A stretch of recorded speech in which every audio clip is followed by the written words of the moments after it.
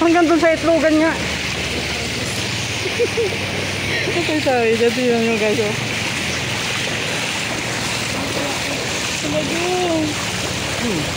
Yung motor kanina, ilusob niya. Tumirik.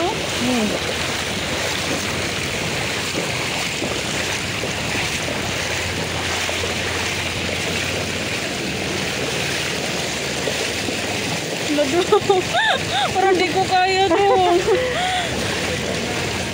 Mas malalim pa doon. Ha? Mas malalim pa doon. Alay!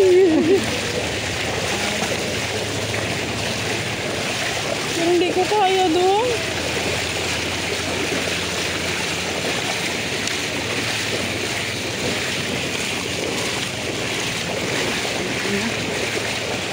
Binat ka rin. Oh, pagkat. Saan iniwan nila yung motor nila? Ayun.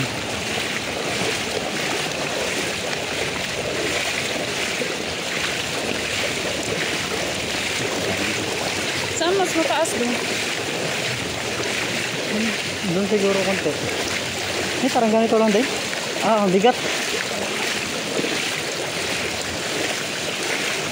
Kanina ko pala ba? Dahil dyan, oh. Dalian mo doon. Wait lang kayo, mabigat kasi. Iangat mo kasi ang ano mo. Itang gamit ka ng basura. Ay, mga babahay dito. Pinasok na rin. Ladong, kaya ko ba doon? Ay, nga. Ayan, puso ito na. Tumirik. Pati yung ano doon, tumirik din.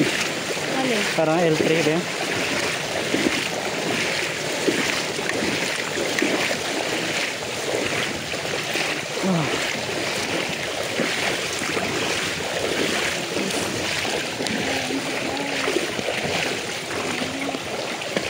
Okay, una ka na.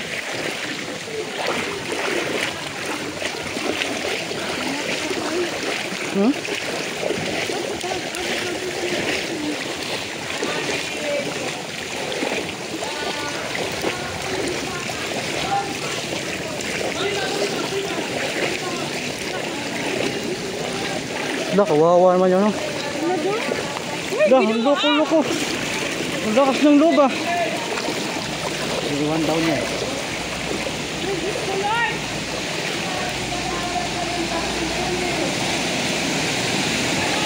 Hoy!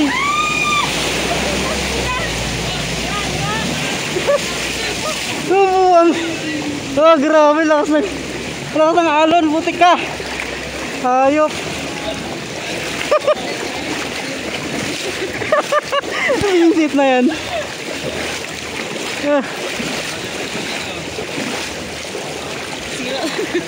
Wala din nabasa ang cellphone ko din. Ano? Ay, ano naman yan?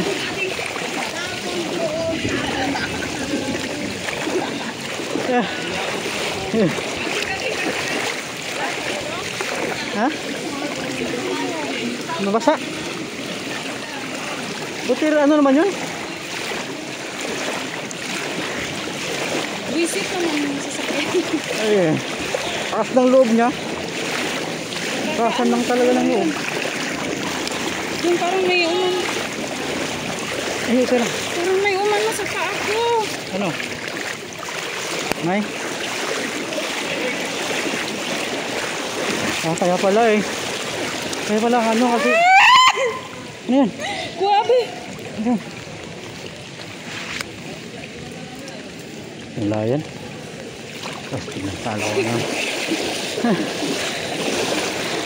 Kasi yung ano tayo sa alon, no? Sa Agos.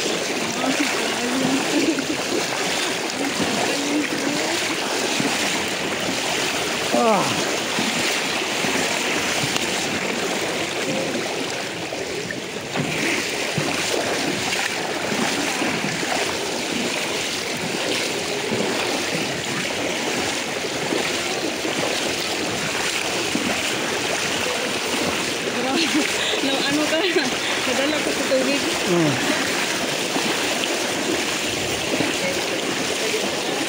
Diretso lang yan. Hindi ako pagpagilog. Saan yung may bakal ka na rin? Oh, walang kanal dyan. Diretso lang.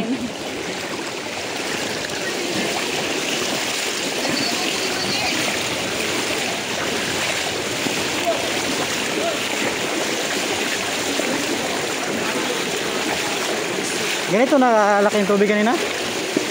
Hindi pa masyado. Sa uwi namin, wala pa.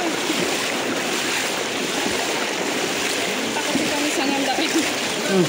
Saan? Ano sa may ano? May stoplight dyan. Ah. No, nabot ang flowers. Wala na. Babaw na.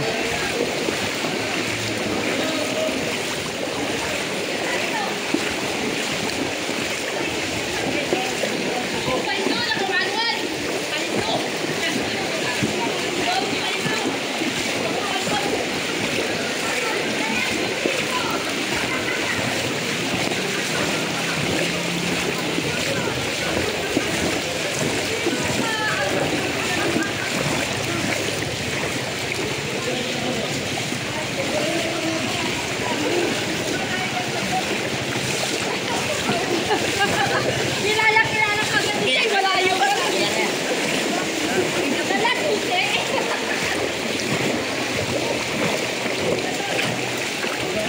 Mirit mo.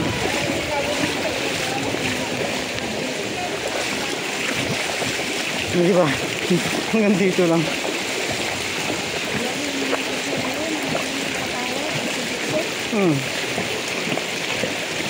Nasa ang loob niya eh.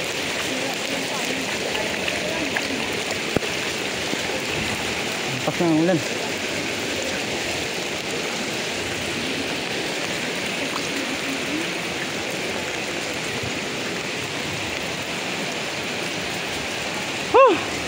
Pahinga mo na. Pahinga.